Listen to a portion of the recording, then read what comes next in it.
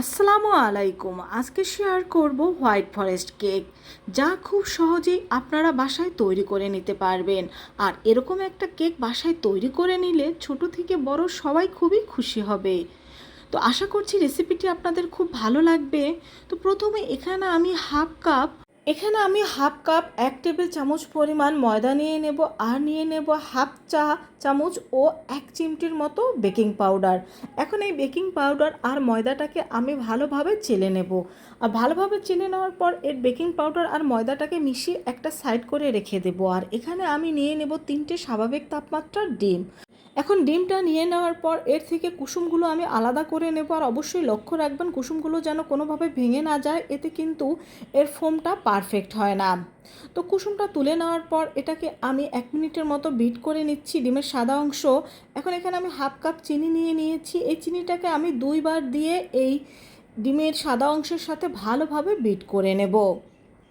আর এটাকে বিট করে আমরা পারফেক্ট একটা ফোম তৈরি করে নেব। তো বাকি অর্ধেক চিনি এখানে আমি দিয়ে দিয়েছি। আর চিনিটা কিন্তু অবশ্যই ভালোভাবে বিট করে নিতে হবে, আর এমনভাবে বিট করে নিতে হবে যাতে এর মধ্যে প্রত্যেকটা চিনির দানা গলে যায়। দিয়ে দিলাম এখানে আমি হাফ চা চামচের মতো ভ্যানিলা এসেন্স। আজকে আমরা ভ্যানিলা হোয়াইট ফরেস্ট কেক তৈরি করব। দিয়ে দিলাম তুলে রাখা সেই কুসুম। এখন কুসুমটাকেও আমি বিট করে নিচ্ছি। কুসুমটাকে আমি 1 মিনিটের মতো বিট করে নেব। তারপরে এর মধ্যে আমি দিয়ে দেব 4 টেবিল চামচ পরিমাণ রেগুলার সয়াবিন তেল। আর এই তেলটা দিয়ে দেওয়ার পরে কিন্তু বেশিক্ষণ বিট করা যাবে না, মাত্র 30 সেকেন্ডের মতো আমরা বিট করে নেব। আর এটাকে বিট করে নেওয়ার পরেই তৈরি হয়ে যাবে আমাদের কেকের জন্য একটা পারফেক্ট ব্যাটার। তো এখন আমরা যে ময়দা আর বেকিং পাউডারটাকে চেলে রেখেছিলাম সেগুলো অল্প অল্প করে দিয়ে এখানে আমরা কেকের পারফেক্ট একটা ব্যাটার তৈরি করে নেব। আর এটাকে অল্প অল্প করে দিয়ে হালকা হাতে ভালোভাবে মিশিয়ে নিতে হবে।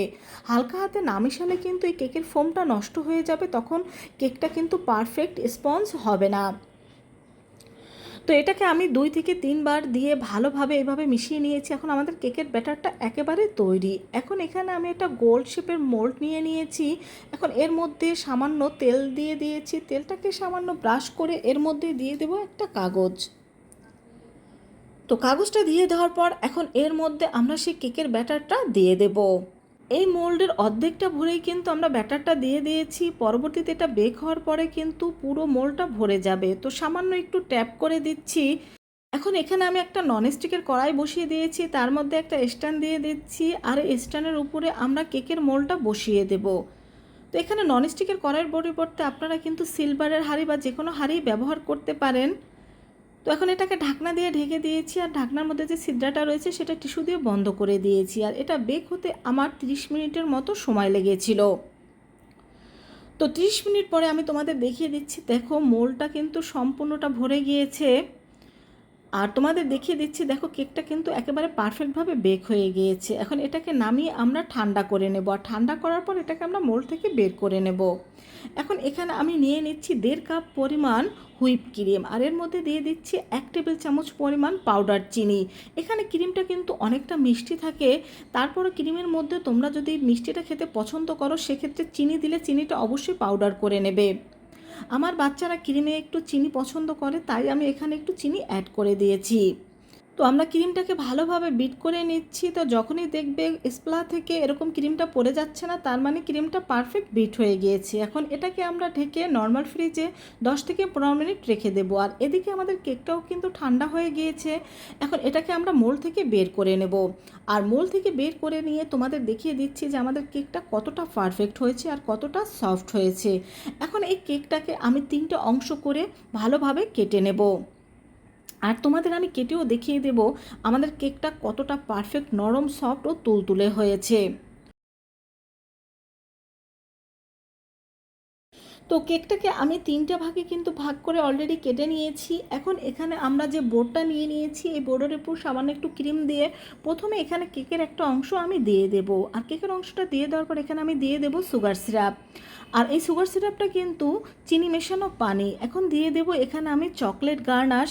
বাসায় কেক তৈরি করার একটা সুবিধা হচ্ছে এখানে চকলেট চিনি আপনাদের ইচ্ছে মতোই কিন্তু আপনারা ব্যবহার করতে পারবেন। তো এখন আমি এখানে ক্রিম দিয়ে দেব। আর ক্রিমটা দিয়ে আমি ক্রিমটাকে ভালোভাবে ঠিক করে নেব। তো তো ক্রিমটা ভালোভাবে ঠিক করে নেওয়ার পর এখন এখানে আমি দিয়ে দেব কিছু গ্রেট করে রাখা চকলেট। তো এখানে কিছু গ্রেট করা হোয়াইট চকলেট দিয়ে দিচ্ছি। এখন এর উপরে আমি কেকের আরেকটা পার্ট দিয়ে দেব।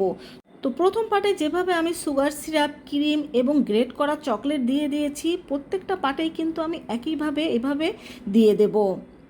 আর বাচ্চারা যেহেতু চকলেট একটু বেশি পছন্দ করে, তাই আমি চেষ্টা করেছি কেকটার মধ্যে একটু বেশি করে চকলেট দেওয়ার। তো শেষ পার্টে আমি এখানে কিন্তু একটু ক্রিম বেশি ব্যবহার করব, কারণ এই ক্রিমটা দিয়ে আমি সম্পূর্ণ কেকটাকে ভালোভাবে কোট করে নেব। আর কোট করে নেওয়ার পর কিন্তু এর উপরে এতটা ক্রিম থাকবে না। তো সম্পূর্ণ কেকটাকে আমি কোট করে নিয়েছি। এখন বোর্ডটা পরিষ্কার করে এটাকে আমি 20 মিনিটের জন্য নর্মাল ফ্রিজে রেখে দেব। তো 20 মিনিট পরে এটাকে আমি নর্মাল ফ্রিজ থেকে বের করে নিয়েছি। তো ফ্রিজ থেকে বের করে নেওয়ার পর এখন এটাকে আমরা ভালোভাবে ক্রিম দিয়ে কভার করে দেব। তো ভালোভাবে ক্রিমটা দিয়ে দেওয়ার পর এখন একটা প্লেট নাইফের সাহায্যে এই ক্রিমটাকে আমরা ভালোভাবে ঠিক করে দেব।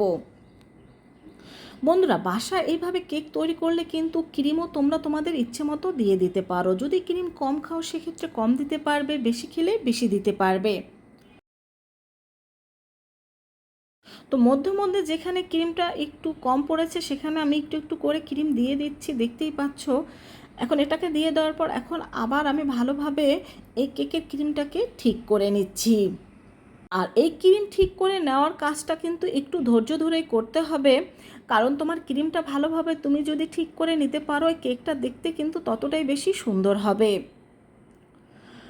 তো আমাদের এই কেকটা কিন্তু ভালোভাবে ক্রিমটা সেট করা হয়ে গিয়েছে। এখন এর মাঝ বরাবর আমি একটা স্টিলের বাটি দিয়ে দিচ্ছি, আর এই বাটিটা আমি একটা ডিজাইনের জন্য দিয়ে দিচ্ছি। এখন এর চারপাশে আমরা গ্রেট করা এখানে চকলেট দিয়ে দেব। চকলেটটা দিয়ে দেওয়া হয়ে গেলে এখান থেকে আমি বাটিটা তুলে নেব। আর বাটিটা তুলে নিলে দেখবে দারুণ একটা ডিজাইন তৈরি হয়ে গিয়েছে। এখন একটা স্ক্রাবারের সাহায্যে এর চারপাশে আমি এই গ্রেট করা চকলেটটা দিয়ে দিচ্ছি। এখানে আমি স্ক্রাবার দিয়ে দিচ্ছি। স্ক্রাবার না থাকলে সেক্ষেত্রে তোমরা শক্ত কোনো কাগজ দিয়ে এটাকে দিয়ে দিতে পারো। এখন চারপাশটা ভালোভাবে পরিষ্কার করে এর উপরে দিয়ে দিচ্ছি কিছু সুইট বল। আর এটার দেখার সৌন্দর্যের জন্য আমরা এটার মাঝ বরাবর দিয়ে দিচ্ছি একটা চেরি। এই চেরিটা দেওয়ার ফলে কিন্তু কেকের সৌন্দর্যটা অনেক বেড়ে যাবে। তো এটাকে এখন আমি 20 মিনিটের জন্য নর্মাল ফ্রিজে রেখে দেব। ক্রিমটা ভালোভাবে সেট হয়ে যাওয়ার পর এটাকে বের করে তোমাদের আমি কেটে দেখিয়ে দেব যে কতটা নরম তুলতুলে সফট পারফেক্ট আমাদের এই কেকটা হয়েছে। তো 20 মিনিট পরে কিন্তু এটাকে আমি ফ্রিজ থেকে বের করে নিয়েছি। তো বন্ধুরা, দেখতেই পেলে কত সহজভাবে এই কেকটা তৈরি করে নেওয়া যায়। এখন এটাকে আমি তোমাদের কেটে দেখিয়ে দিচ্ছি, আর দেখিয়ে দিচ্ছি যে আমাদের কেকটা কতটা পারফেক্ট হয়েছে। এই কেকের স্বাদ কিন্তু বেকারির কেকের স্বাদের চাইতেও বেশি হয়ে থাকে, কারণ এখানে আমরা সব কিছু আমাদের টেস্ট অনুযায়ী ব্যবহার করব। তো বন্ধুরা, ভালো লাগলে অবশ্যই কমেন্ট করে জানাবে, তোমার বন্ধুদের সাথে শেয়ার করবে। সবাই ভালো থেকো। আল্লাহ হাফেজ।